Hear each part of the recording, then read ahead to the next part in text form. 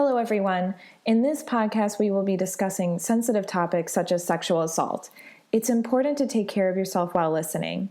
Some suggestions are listening while you're in a healthy headspace or knowing who you can reach out to if you become upset. Our 24/7 helpline for crisis calls based out of Central Florida is 407-500-HEAL. By contacting the national hotline at 1-800-656-4673, you can get support and learn about your local resources. There's always someone ready to help.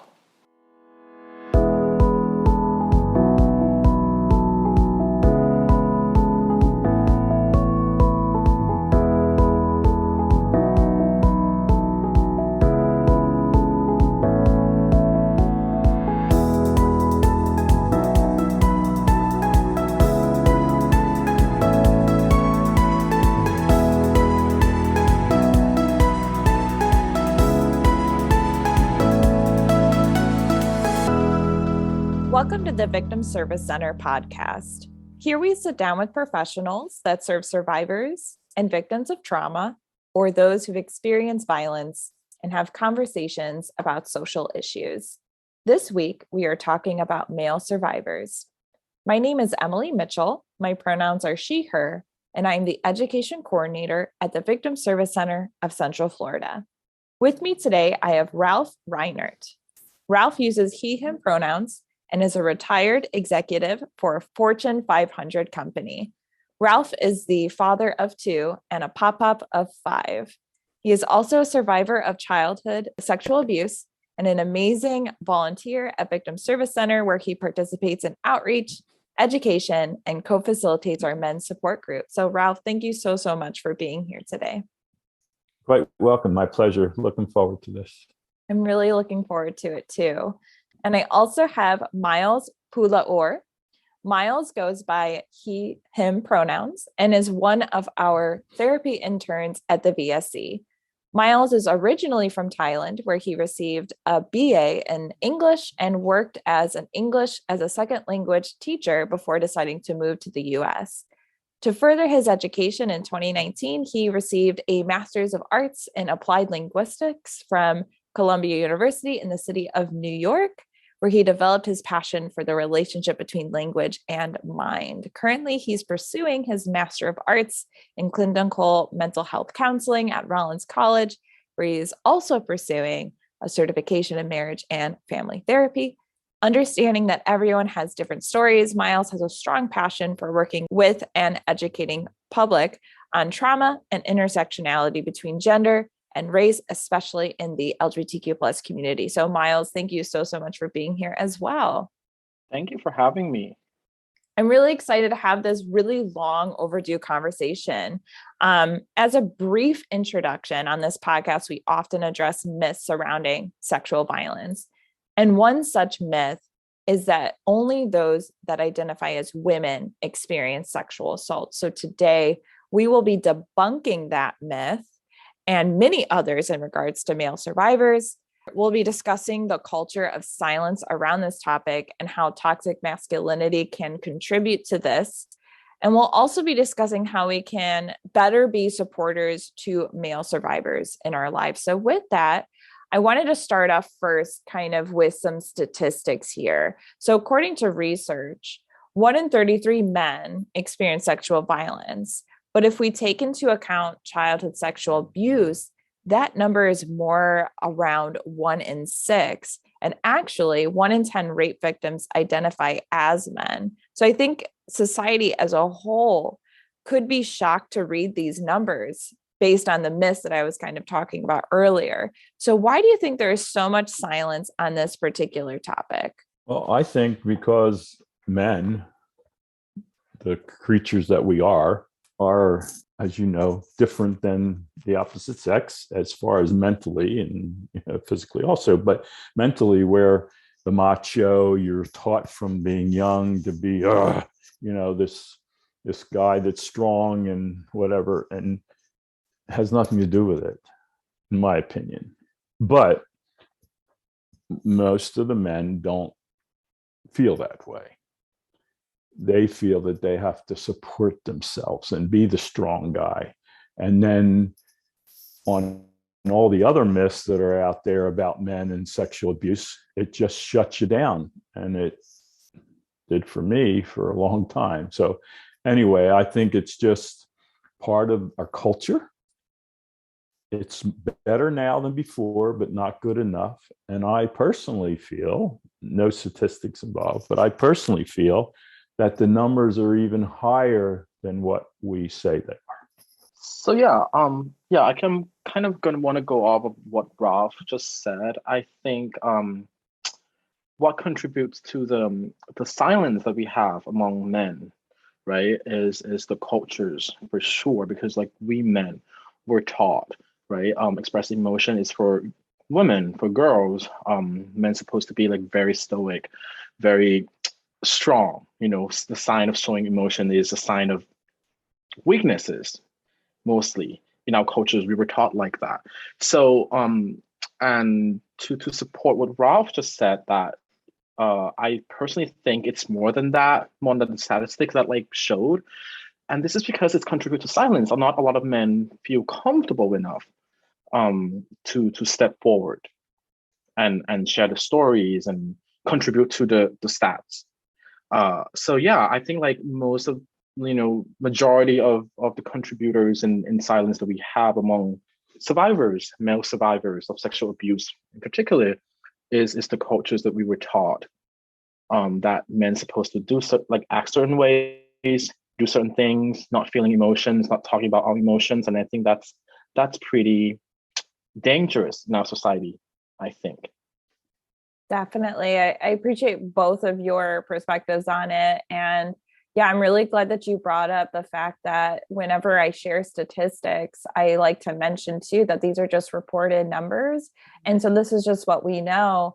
And we also know that sexual violence in general is the most, or one of the most underreported crimes ever. And with this other added barrier of this silence around this particular group of survivors, it makes a lot of sense that even these numbers, as shocking as they are, I think for society as a whole, they may even be happening more frequently because we really just don't know. And Ralph, you brought up some myths surrounding this kind of topic and how that can contribute to the silence that we're seeing here, this phenomenon. So let's do some myth busting. Let's address some of these. So I think one myth is that men are only perpetrators and are not victims. What are your thoughts about that? Well, I'm a good example of that. If it's okay if I go into a little bit of my story to where, mine is different than anybody else's because no stories are the same, number one. But I didn't realize that I was a victim until I was in my 50s. And for some reason, my brain, because of the trauma and how horrific the abuse was, it hid it away somewhere in the back or front or wherever the hell it hides it in your brain. And then I feel that, and I've said this before, is that God did that for me until I was able to handle it. Because back in my day, I was born in 1948, so you figure that out. We didn't have any of this. I mean, we weren't to talk about it. It just didn't happen. And for those poor, children that were abused by, parents and uncles and priests and, religious leaders, they had nowhere to go because these people they trusted. Mine was different. I struggled with it, didn't know why for many years. And I was a quiet person. People took that sometimes as me being angry, but I had no idea why I was quiet. I had no idea why I seemed angry. But when I did come out and realized, just woke up one day, by the way, and it was there, is one of the first things you think about, for me, first thing, not you, but what I think about was, what are people going to think of me? Now, I'm a perpetrator. That really sticks. That was my first big deal. And then being around children and all that. But thank God for a therapist they took all that away. And it, gave me all the tools to work with this. And by the way, I was been in therapy for 15 years and I still have touch-ups where we talk every once in a while. My therapist is retired now, but she still, spends time with me. So by way of Zoom, of course. So it's just all these things, men always want sex and women sexually assault them because you feel lucky.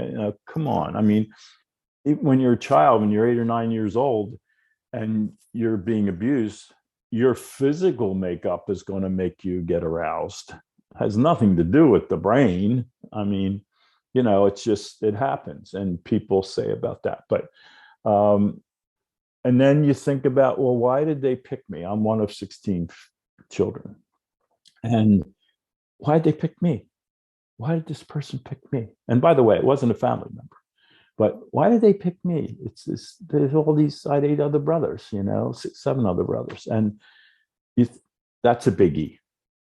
And then when you do have the strength to come out and start talking to people about it, including male friends, oh my God, well, toughest thing you can do. And I lost a couple of male friends because of it. And no fault of theirs. It's just they didn't know how to handle it. They didn't know how to handle what I was telling them because this just don't happen, So yeah, I'm so glad that you brought that up, Ralph, and thanks so much for sharing your story. Miles, I see that you might want to jump in on this. Yeah, I mean, I really I really appreciate Ralph mentioning that there's some myth that if you if men or boys or any of the age got arousal or got erections in the assault, that means that they really want it. And I appreciate that you mentioned that because I think it's one of the myths that we have, right, as a cultures in general, that men always want sex. You always this creatures, this being that always want to have a thought of reproducing and always want sex. But I think it's really important to differentiate that our brain have a different parts. I'm not an expert in brain science or neurology or anything like that, but I feel like the different parts of the brain that functions differently doesn't have to do anything with assault, right? You can actually get a body sensation, arousal, or physical reaction in certain ways, but that doesn't mean we are consent to it or we want it, right? And I think one of the things that we talk about survivals of sexual assault in women as well, when you say okay, why, if you don't want it, why you stay there, why you don't fight, why you don't do anything like that. I think that's the reaction that our body reacts to certain things, to dangers that come to us, act differently for other people. For men, in this case, if we're talking about sexual assault, might be a detachment or dissociation at the moment when you get assaulted, where your mind and your body doesn't always connect it because you want to make yourself safe. It's also a reaction to the dangers to keep ourselves safe and to survive, basically, because again, we also have that instinctual as a human being, as creatures, as an animals, right? So I think that's different than oh, you have erection during assault, you must really want it. And I'm glad that you brought that up. I think that's differentiate and kind of bust the myth a little bit that it's not always the case.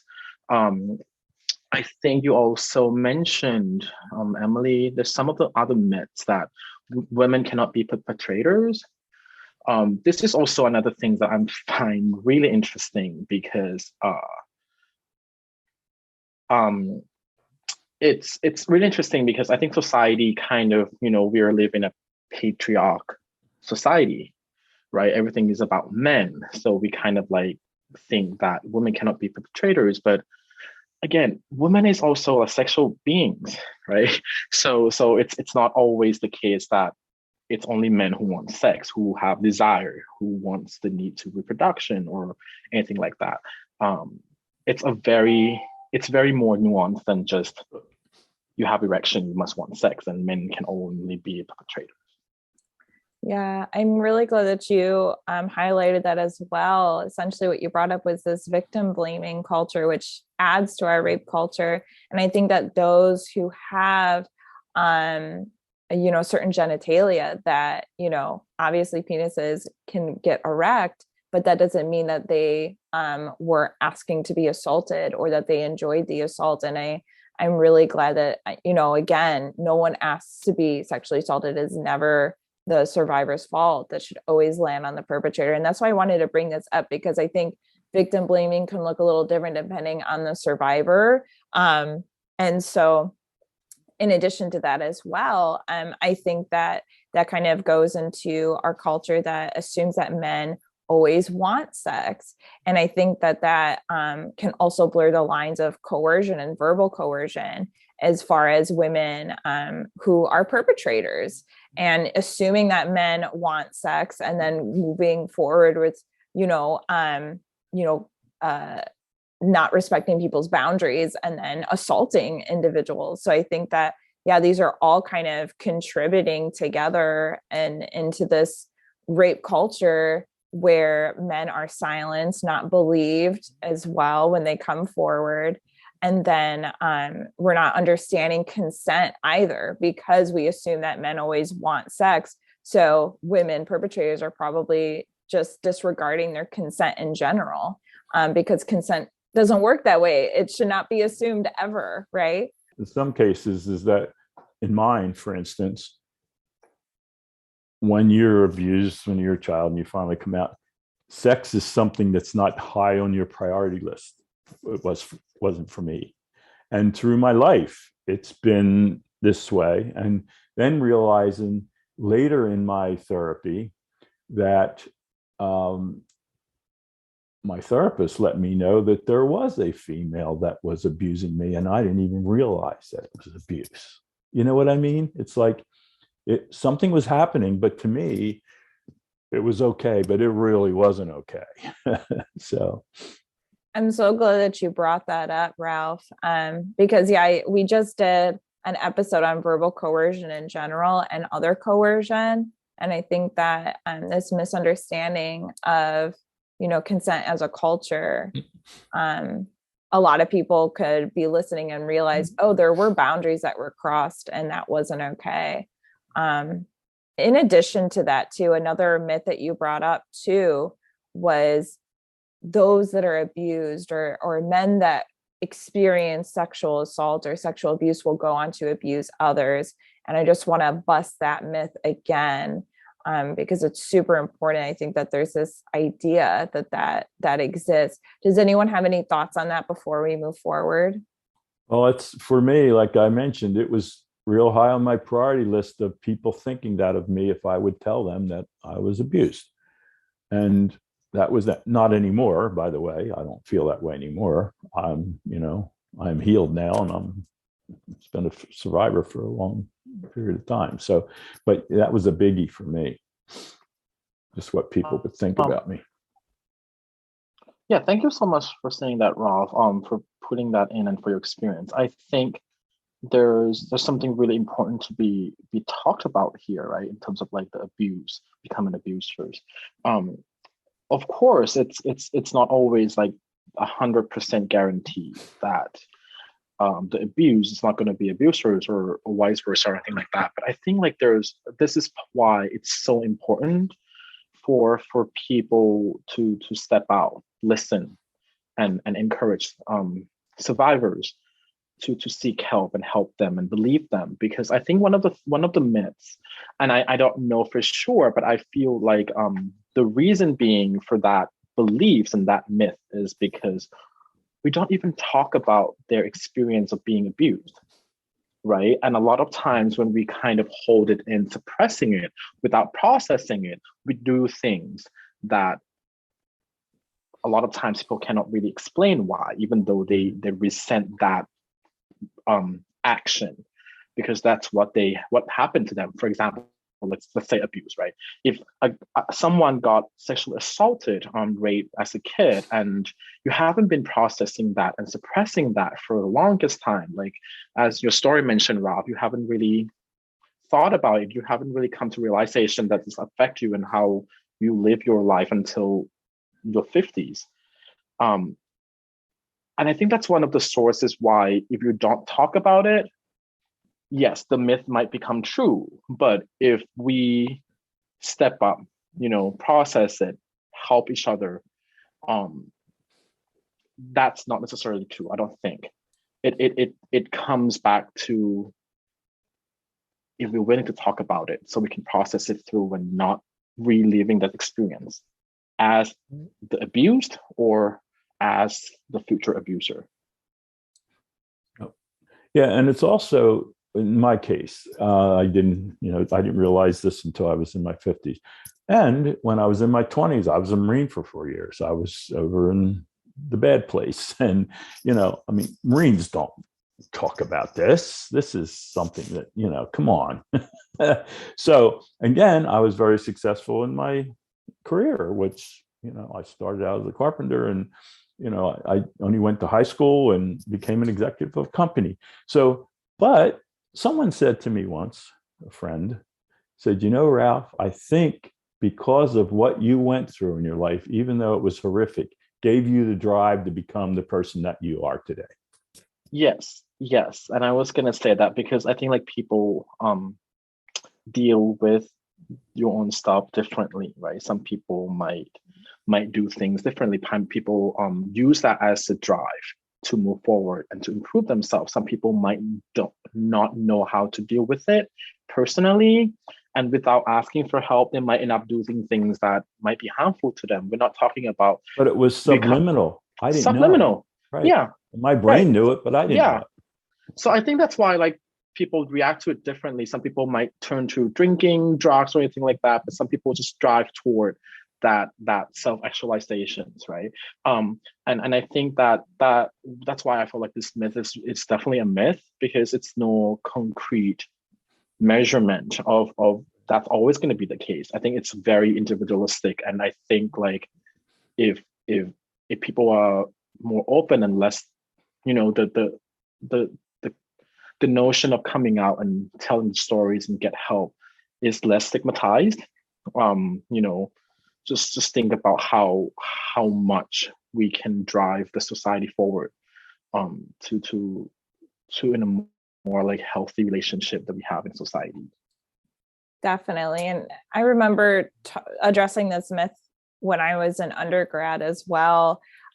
We kind of drew this Venn diagram on the board, and essentially those who do abuse others may have their own experience of abuse, but a vast majority of those who experience abuse do not go on to abuse others. And so that is such an important distinction. And I think I'm really glad that you brought it up, Ralph, too, as far as that being a barrier. It's just the law of averages is what it is. Right. You know what I mean? It's nothing concrete, like you said, Miles. It's not, okay, there's 10% of people that it's not that. It's just, of course, out of a population of you're going to have a little bit of this. Right. Exactly. But you also have a lot of this. Yes, exactly. And that being so important to break down, because it can be a huge barrier to survivors coming forward, which there's a lot of barriers already.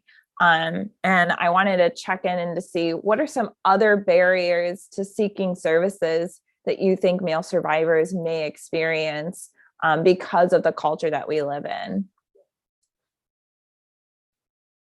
Well, it's hard. I've been involved with multiple support groups and support groups. And I don't know, honestly, maybe Miles can help us. I don't know the answer to it. The only thing that I've suggested in both of the organizations that I've done this with is that I think the only way to get out there more is to just canvass the entire population of therapists, private therapists in Orlando area, and send them a letter and saying, look, we have a men's support group. If you have any men you think would be good for this, going out on the street. I mean, we've tried in Beaufort, South Carolina, to go to bars and put up little flyers, and it didn't work. The best place we got all our people from was from other therapists. So already people seeking out help, right? Right. Yeah. I was gonna say that as well. Like, I think like the barriers that we have in terms of men feeling comfortable reporting sexual assault is, I cannot think of anything but cultures. The barriers is the whole culture thing. Like I work with some clients, male clients, that saying that they don't even want to let their peers know that they're seeking therapy for this reason, because it's the fear, the barriers that men keep coming up in the sessions is the fear of being judged, the fear of being laughed at, the fear of being ridiculed, that like, oh, you're a man, how can this happen, right? I think this is the fear, the conception, the perception and the social construct of what male should be like is so ingrained in our society that a lot of males just don't feel good enough and comfortable enough to come out and report. So I think that the biggest barriers in having more men to step up and seek help and report this is the culture. We saw, we've seen a lot of movies and TV shows that represented rape scene of a woman, right? We saw a lot of these things. Can you name one shows or TV shows or movies that you see like a male got raped or get assaulted sexually? We don't see that. We're not talking about this at all, because the concept of male being a victim is hard to find. No, victims from like sexual assault, right? So I think that's the biggest barriers. And it's our culture, like you say, Miles, because it's the same way with race. Look at all the difference in the media, what they talk about, this one getting killed versus this one getting killed without getting political. You know what I'm saying? It's the same thing. It's like we just have this barrier in our culture that we don't talk about the important stuff. We don't. We talk about all the BS, No, exactly. We don't talk about all the stuff and the concept, like, as much as we live in 2021, going in 2022 now, the concept of gender fluidities, or the concept of like gender as a spectrum, the concept of like, gender identities or qualities or gender roles, as a spectrum is already kind of still very rigid, right? If you're looking at men are supposed to be the one who like provide for the families, not doing the housework, chores and stuff like that. But when men doing more home stuff, we get ridiculed for like, oh, you're not manly enough and all that things. So I think it's so ingrained, even though the world is moving toward this progressive views of like, gender equality or anything like that. So I think the biggest barriers for this topic is definitely cultures, society, what we were taught, what we told to believe. Right. I'm so glad that you brought that up, because while you were talking, I was thinking of this myth too, that, again, kind of going back to victim blaming, where a lot of times, no matter the survivor, a lot of people may say, well, why didn't you fight back? You didn't fight back, so you must have consented to it.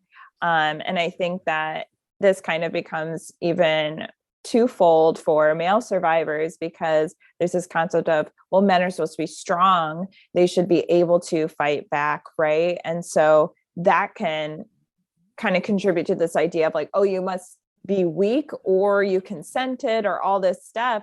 And I think it kind of starts bubbling into toxic masculinity, right?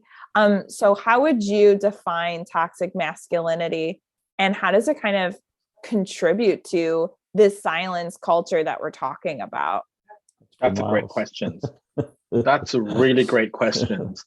I can go on and on about toxic masculinity, Answers but that but for I me, wouldn't go in. Miles. But I wouldn't go into that because we already have an episode about that. If you haven't listened to that yet, go back and listen to that episode. I think Joel and Kevin was talking about it pretty intensely, right? What the questions again, Emily? I'm sorry. Absolutely. Kind of like a quick definition of toxic masculinity and how it can maybe contribute to the silence.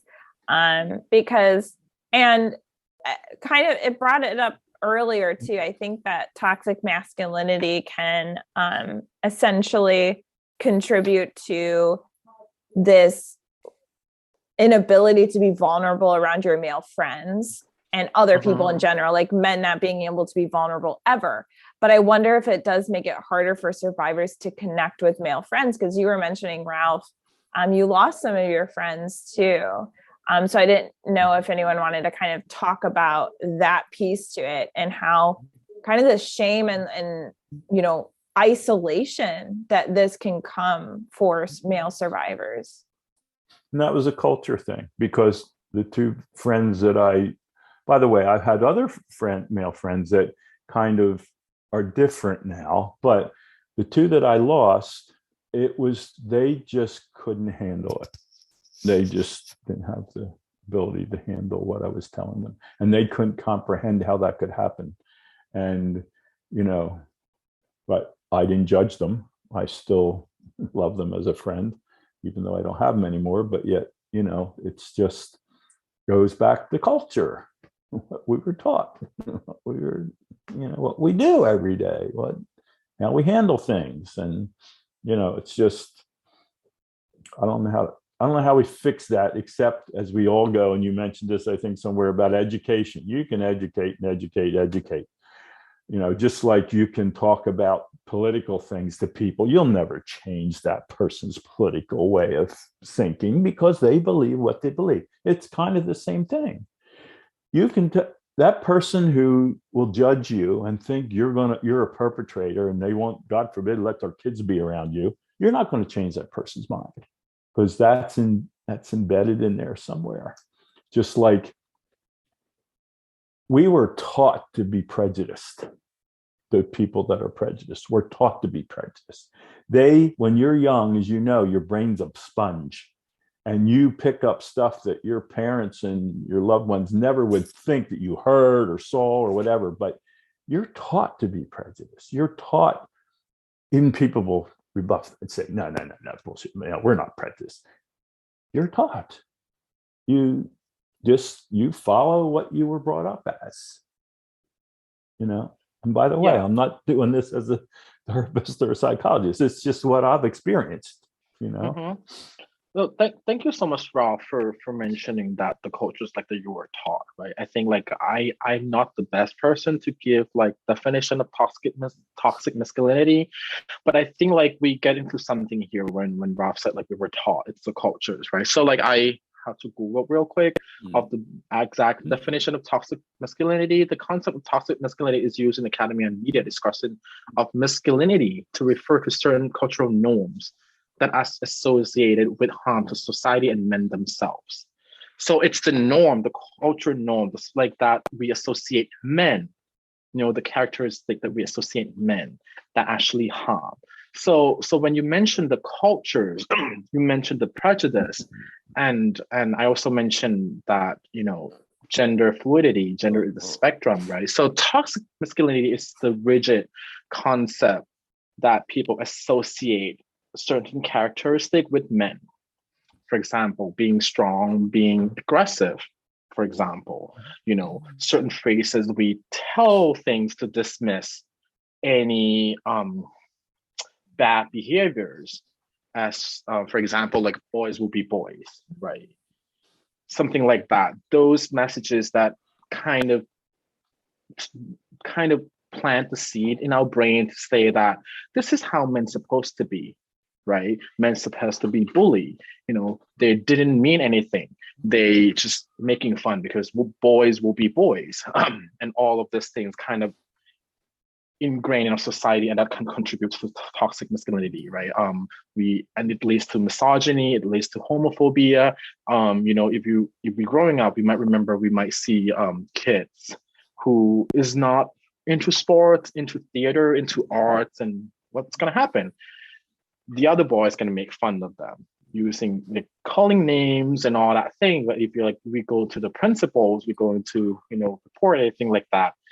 Back in the days, right now, hopefully that's not the case anymore. Back in the days, Rob, I'm not sure if you have similar experience or anything like that. But back in the days, I mean, I know I'm much younger than you, but which I presume that it's going to be even more intense back then. A principal or a male teachers or anything like that was like, oh, boy will be boys, right? Like they playing, they doing that thing. They didn't mean it, they're kids. Those kind of messages, those kind of concepts contribute to toxic masculinity. We taught that men are supposed to feel. We taught that men are supposed to show emotion, cannot be sad, cannot cry. Those can contribute to this toxic masculinity because eventually masculinity and femininity is a spectrum, right? So it's not like you have 100% of masculinity. And to put in a different way, I would say like toxic masculinity is 100% masculinity on the spectrum scale without any, without acknowledging the tendering part, the caring part within men at all. Right. And I think that the biggest thing too is essentially what makes it toxic is that people are unable to be their authentic selves. They're not able to really be they're vulnerable. not exactly share those emotions. And because of that, these relationships that men have with other people may suffer if they're looking for support, because we as a society almost think that men don't need support emotionally. They need to be strong. They're not victims and all that stuff. I was told when I was there, my therapist, is that I never used to feel pain. I didn't have empathy. I didn't feel anything because of my abuse. I didn't know it. But I was a carpenter, I would hit myself in the shins and I'd be bleeding, not even know it. I now, after being healed, as your brain heals, Miles, as you know, it does heal. It does get better. It gets little bits at a time. Is that now I'm overly emotional, but I probably always was. Didn't realize it. My brain didn't let me to. But seriously, I find myself tearing up over sad commercials and things like that. And I'm not ashamed of it. I'm not ashamed of it. But here's the thing, like if you look at yourself back in the days, if you become overly emotional, what's gonna happen? Oh, you're a wimp. You're a wuss. You know what I mean? Like you're a wuss. Yeah. So those are the toxic masculinity, right? Because even we're men, we have the capacity to feel emotions, right? We are humans, we have the emotions, we have sadness and all that thing. We're not robots. So, but like for some reason, our society told us men that don't cry, boys don't cry. Like, okay, like this is the concept of toxic masculinity in a nutshell, I feel like.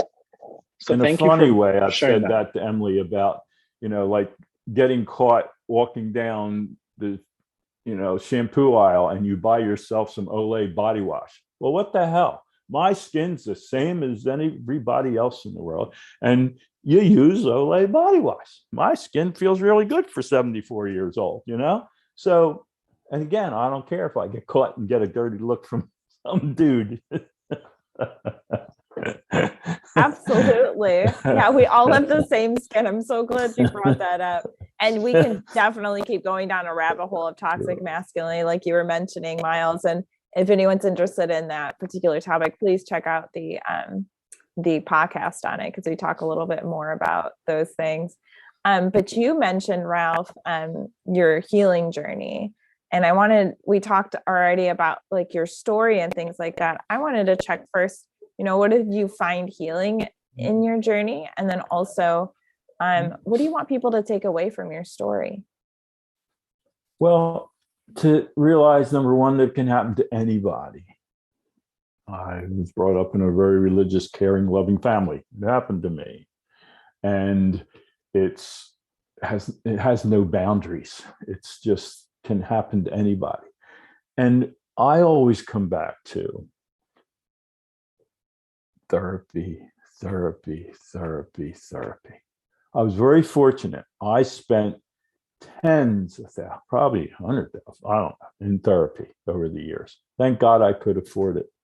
But without her, I always mention her name, Linda Ritter, saved my life.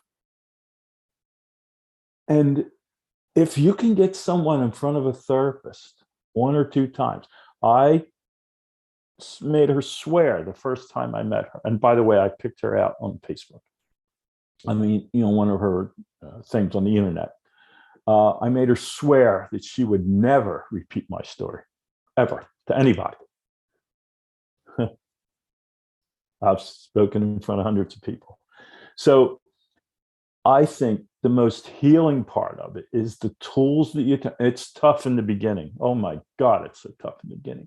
But getting comfortable with a person. Not every therapist is good for everyone. I say to people all the time is that if you don't click, go to the next person, because it won't work if that doesn't happen. And there's a thing that Hopeful Horizons, which I was involved with in Beaufort, they sent this thing out. A truly great therapist is hard to find, difficult to part with, and impossible to forget. It's when it clicks and it's the right person, they can heal you. But you fight it in the beginning. You fight it, you fight it, you fight it until it finally gets there. And then it's like, it happened. And you also asked the question, I don't want to go too ahead of your notes here, but, I don't feel, and by the way, my therapist was the one that gave me permission to start doing this back in the day when I was in Beaufort. I don't do it to heal myself anymore because I'm healed.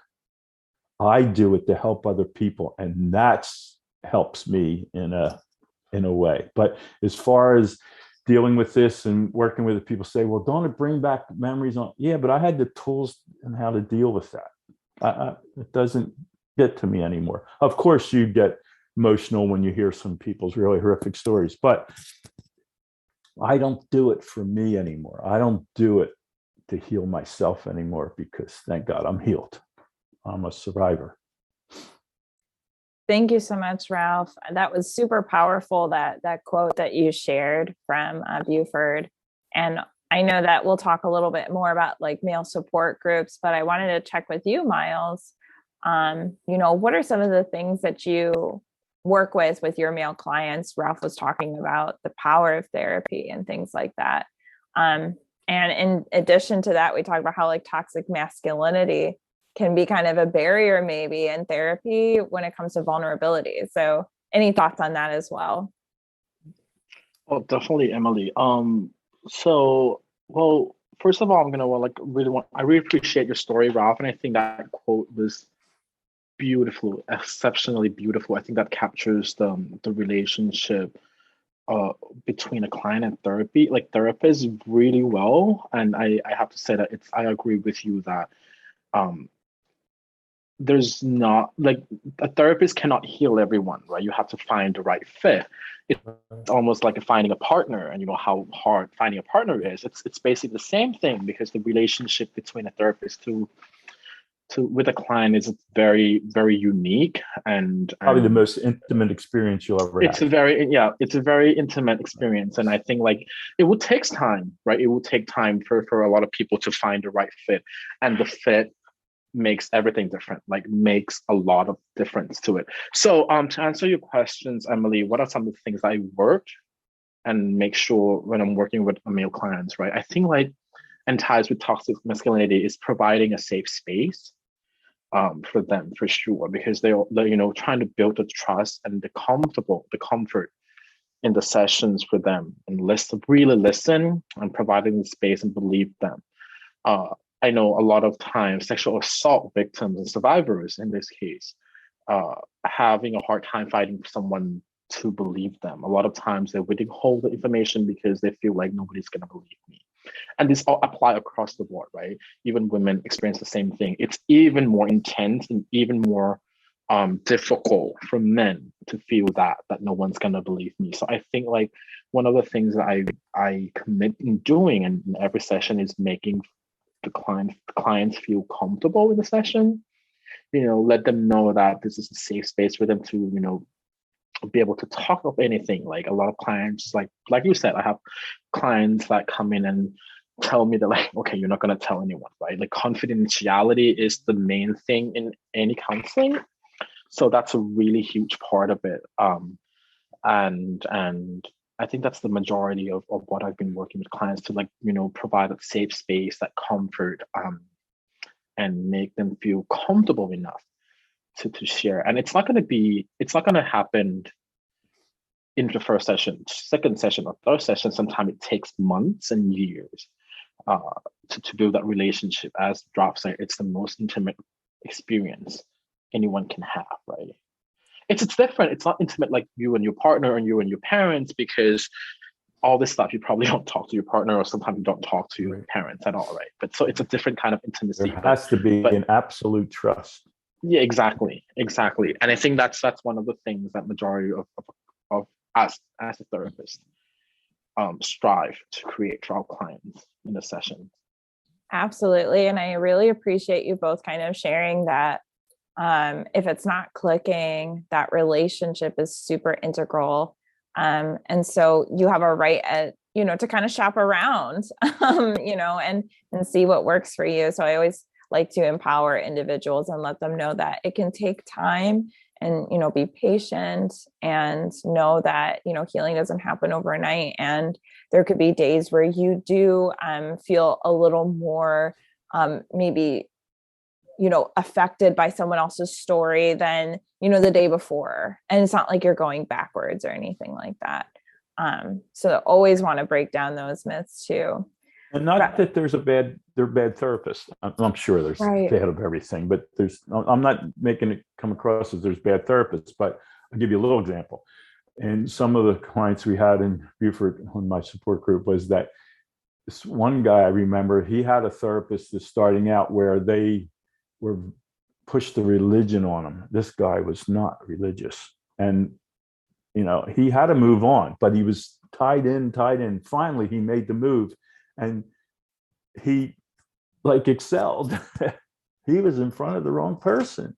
It wasn't about religion to him. He didn't want to hear the Bible stories and all that. He wanted other stuff, right? And it took a little while for him to realize that, and when he did, it changed him. Absolutely. Well, yes. But I can definitely say, like, enforcing certain ideology onto a client, that's definitely a bad therapy. But right. There's a bad therapy out there for sure, right? And I didn't come across when you said that, like, it takes time to shop around. It didn't come across that like there's a bad therapist, because sometimes even the amazing therapist someone can be might be not your great fit, right? It doesn't feel intimidated by them if they're exactly that good. You know what I'm saying? They might just be so good that they're like it's not that. You just have to find the right fit, and it's not you, and it's not the therapist sometimes, or sometimes it's the therapist, but it takes time to find the right fit, and you have that choice and that right to find that, right? Yeah. Absolutely. And, Ralph, I know that you help run our male support group. I wanted to check in and see, what is it like running it?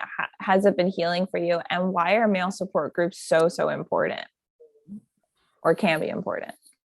Well, it's because we're probably the number high on the list of being very, very few men are being helped. So, and it's so much is out there, more than we even know. And it's just somehow we got to get that out there, where, like, Miles said, you see all the time where this woman got raped, or this happened, or that happened, but you never see it about a guy. And I have in Beaufort, I was also a first responder for victims. And I had men in the military, because Beaufort's a very large military area. I've had men that were raped by men. You know what I'm saying? So it's out there and out there and out there, but it's just not. And I don't know the answer of how to get it, except the more we talk about it, the more we do this, the more we put it in front of people, it has to change. But what can we do better? We say education all the time. That's the come to the word, but it's not that. It's just that we have to do a better job of prevention. Number one, speak in schools. There's a friend of mine who runs a program in Beaufort called MOST, Men of Strength, and he goes into high schools and he goes, talks to these kids, and he has a following, and he's just out there constantly, because he is in the mindset, if we get these kids early to learn how to treat women, to learn what abuse is, if they've been, you know what I'm saying, to talk more about it, that type of stuff. But again, it's resources, it's money, but every little bit helps. Every little bit helps. And I think, if we can get to more therapists, and if they can give us more people, the word gets out there. I'd love to be busy. I'd love to have 3 men's support groups in a week. That'd be a great thing. But it's just hard. Yeah. And I just want to take the time to thank you for all of the amazing things that you do on behalf of survivors, especially at the VSC and running that support group. It's so amazing. And I know that you come with me on educational stuff too. So just want to thank you for all that you do for survivors and all of the amazing activism that you do. My pleasure. It's giving back, and I love it. I also wanted to check with you, Miles, if you had any thoughts about male support groups, how they can be healing for survivors, and how it can help, uplift positive masculinity and things like that, and how peer support can just be powerful in general. Oh, absolutely. We talked about, for example, Rob mentioned that he lost a couple male friends, right? So I think that's one of the great benefits of a support group, is that you find people that share a similar experience, and it's almost like you speak the same language. You get each other, you understand each other, and that's only that factors alone can be incredibly healing for a lot of survivors, right? You have a sense you're not alone in this journey. You have peers, you have almost like a camaraderie, almost feeling the solidarity in terms of I'm not alone. This happened to other people too. So it's kind of be very powerful. Also, you learn things from each other, right? This is another benefits of groups, support groups, or therapy group. You learn things from each other. You might hear different perspectives, different coping skills, different ways or different outlets that you can try and connect with one another. I think that's one of the beauty of support groups, and that can be very healing. Also, in terms of positive masculinity, it's almost like when you interact with more people, you learn more, right? You know more, you be open-minded more, you know more, you learn more about things that you might not think about before. You might see things from a different perspective. So these are all the things that are all the things that are beneficial for the healing journey for men survivors. So I think support group, for example, close group therapy is amazing tools that would help survivors to learn more about themselves, and to grow and to heal. Yeah. So for any men that will listen to this podcast, I just want to say, come out and just see us. You don't have to tell us your story. You don't have to. Miles says you can learn from. I'll tell you my story to let you know that you're not the only one. It's happened to many of us, and you can just sit there, suck it all in, learn from the people that you're hearing from, learn, from the therapist that's in the room, and just suck it in. But just to make clear, you don't have to come there and give it all. You can just come and just listen. We don't, push you into saying, okay, it's your turn. It's not one of those things,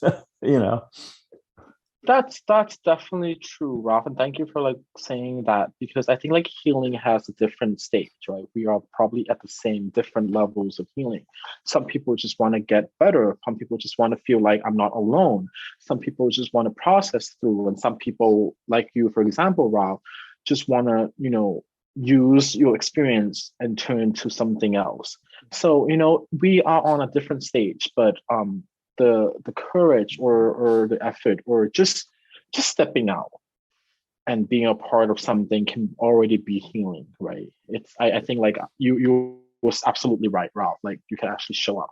If you're not feeling ready, fine, you don't have to say anything. Just sit, but you still can learn from one another in the support group. It empowers you just by listening. Yep. Exactly. Yeah. And again, I love that there's this way that you can try something out and not feel intimidated, right? Knowing that anything that you're not comfortable with in that moment, if you're not ready or whatever, you don't have to do, which is always an empowering feeling as well. I wanted to know too, for everyone who's listening, who, may have a male survivor in their life, or just in general, how can we be better supporters to male survivors? Let them know that you'll just listen to them. And what we have is, again, a culture, and the way we are and the way we're brought up is we always want to help. And Emily, you're sitting there telling me some story, and I'm like, yeah, but Emily, you should do this, and maybe try this and all that. Sit there and just listen to this person. And even if it's just nodding your head and say, yes, I agree, or whatever, that's the most important thing that you can do for a victim ever, is just shut up and listen and let them know that you can be trusted and you believe them. No matter what they tell you, you believe them. And it's so important. It's hard, especially for a person that loves to talk like me. You want to just get in there and but you can't. You just have to sit there and just listen. That's in my opinion, it's healing for them, empowers them, because somebody's not telling them what to do and how to handle it and whatever. That's for a therapist to do. That comes later. You don't need that shit right up front. You're hitting the nail on the head, Ralph. I think that's absolutely true. Your first step is just listen and believe survivors, right? Just believe it. We're in a society, we always taught to think of solutions, to look forward to the solutions, to solve problems. But a lot of times survivors doesn't want that right away. They want someone to listen. They want someone to really hear what they say. So I think believing them is really important. As a therapist, we were taught all over and over again that you meet a client where they are. The more you know them, you understand what they really want from the interaction that you have. So, but it all started with listening, believing. Once they get comfortable enough, you probably can help them explore the options, right? To therapy, to any parts of that. But the very first step is, as you said, shut up and listen and believe them. So I think that's perfectly sum up of how can we help male survivors out there. I love it. Yeah, I think that's super powerful. And we like to say here at the VSC that survivors are experts in their story and experts in their healing too. So yeah, giving them that time to share their story is just super integral, I feel like, or can be. We talked a lot about shifting culture, and you did bring it up too, Ralph, this idea that when I do ask this question, hey, how can we shift this culture? How can we change this? A lot of people bring up education as a catch-all be-all. But before we kind of dive into what that education can look like, I was kind of curious, what, if any, sexual abuse prevention education did you receive in school, and how did you feel about it? I know that we have some generational differences here, but I wanted to check in. Did you get any sexual abuse prevention education? Zero, I'm seeing. Zero, zilch, zip. I went to a private church school. So figure that one out. That makes a lot of sense. Yeah. And how about you, Miles? Did you get any kind of education at all when it comes to either consent or like any prevention education or even like sex education, anything like that? So growing up in Thailand, right? I don't even know the word consent before growing up. Like I have to say, like it's not a thing. We don't really talk about sex. We rarely have like sex education back home. But I do come across. I mean, I know the concepts, right? I don't think for me, it's always been like common sense. Like this is like intimate, but like for some reason, it's different for other people. So I think like the first educations that I have, for me personally, is when I moved here and we have to do like the Title IX when we went to college. And I think that's it. And you just sit in front of computers and trying to get by and get through it. I want to go do something else. So I of course pay attention, but I think a lot of times it's like it's not engaging at all. This doesn't have this conversation at all, right? You just like sit in front of the screen and look through slides and click the choice and everything. And if you do it wrong, you can do it again. That's all that we talked about. That's all that I have. So I think that's very important, because the more you engage in learning, the more you learn. Right. And the Title IX that we have at college or anything like that doesn't help me feeling engaging at all. Right. So yeah. Definitely. I had a similar. And also you hit walls. You hit a wall because we tried in other places where we wanted to go to like Catholic churches and talk to the students and things they really need it in some places. And no, we don't talk about that. It's taboo. We don't. No. And then the parents that complain because some teacher that gave sex education, oh my God, they mentioned penis and vagina. And it's like, you don't want your little child to call something a yaya when it's not that. It's a vagina. Because if she says, oh, by the way, we were playing with yayas today. I mean, you know what I'm saying? It's like we have, again, going back to culture, Miles, it's like we have this thing and it's still out there. Even in 2021, it's still out there. Definitely.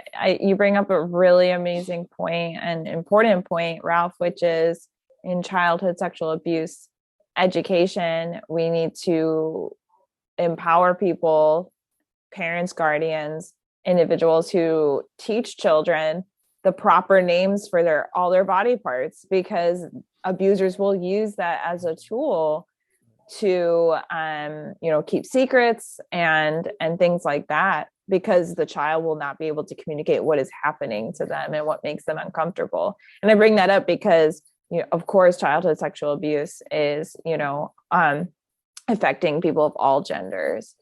Something else, Emily, you might help me with that. I've been trying to think of this.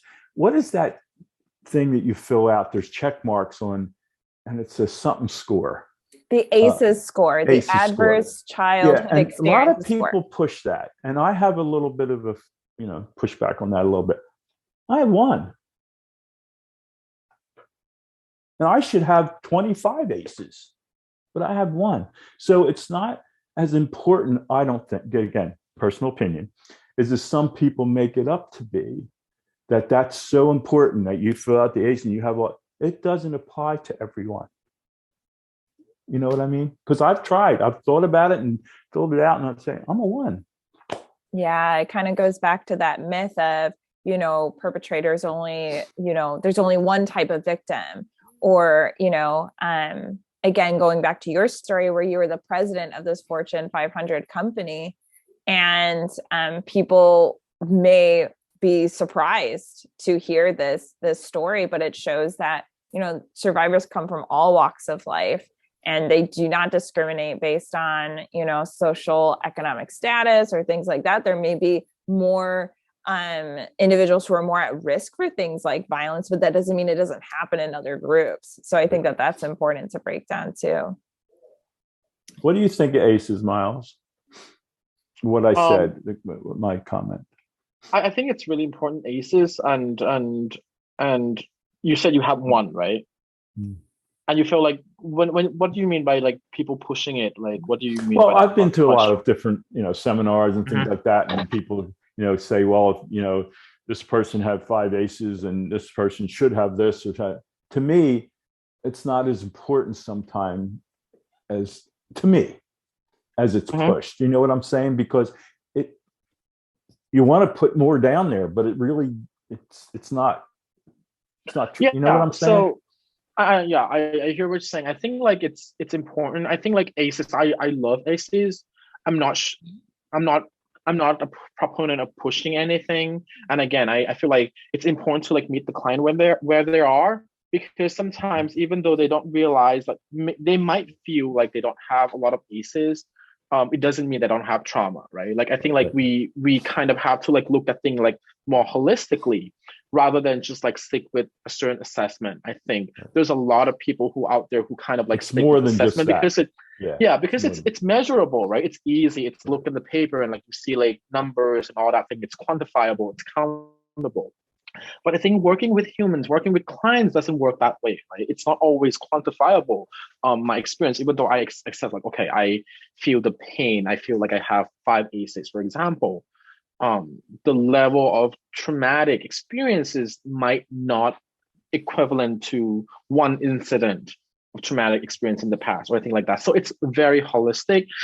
ACEs scores can give you the almost like a draft or like a map certain ways, but I don't want to rely on it so much because not the end all.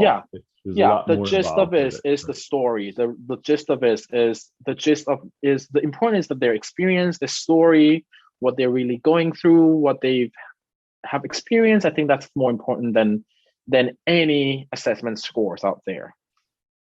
Thanks. Appreciate that.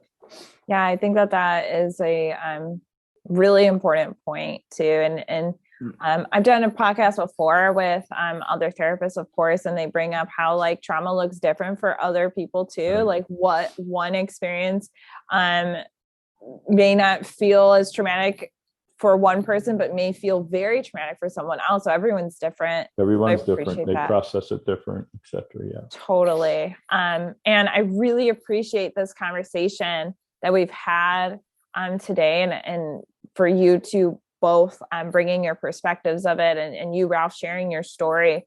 Before I sign off, though, is there anything else that you would like to bring up that we've not discussed, or is there anything you'd like to say to male survivors out there that we haven't already? I have go back to my thing, therapist. You just make that step, find the right one, and they can heal you. They can make it all better for you. They can give you the tools on what. It's not that they have this, screwdriver or hammer they give you, but man, they have some great tools on how you deal with it, how to process what you're going through. And it just doesn't make sense in the beginning. Doesn't. They tell you stuff. And I've said to and I won't say the exact words I've said to my therapist, but I've said, do you know? You've never went through what I've went through. How can you tell? That was in the beginning. How can you tell me how I should feel when you never experienced what I experienced? But that's okay. It was a process. I had to go through that and then realize that just shut up and listen.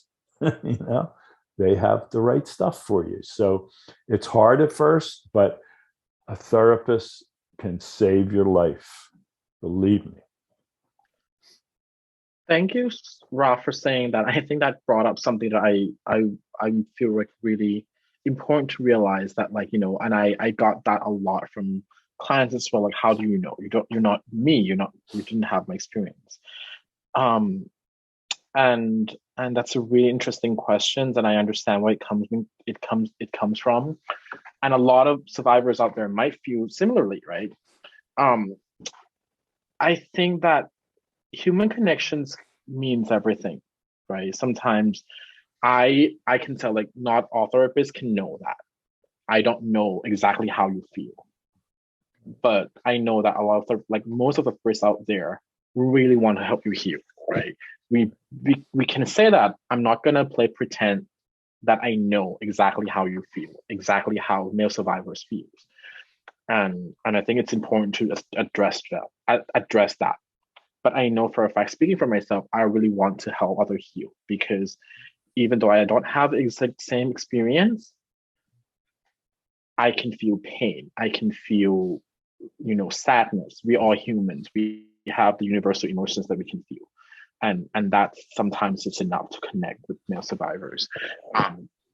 And also things that I want to mention. I'm not sure, Emily, if you already did an episode in verbal coercion or anything like that already or not like that. I think male survivors, I'm like, if anyone listening, right, we're not talking about that you only have to be sexually assaulted by strangers, right? We're talking about verbal coercion. We're talking about spousal rape, coercion. All of these things are the nuances that the society hasn't learned enough about these things. There's so many nuances. There's aspect of gender come into issue for LGBTQ community, verbal coercion, the expectation of a norm of society from certain gender, certain things. So there's so many nuances, and I would say that I encourage that if anyone listening and feel somehow questions about your own experience, if you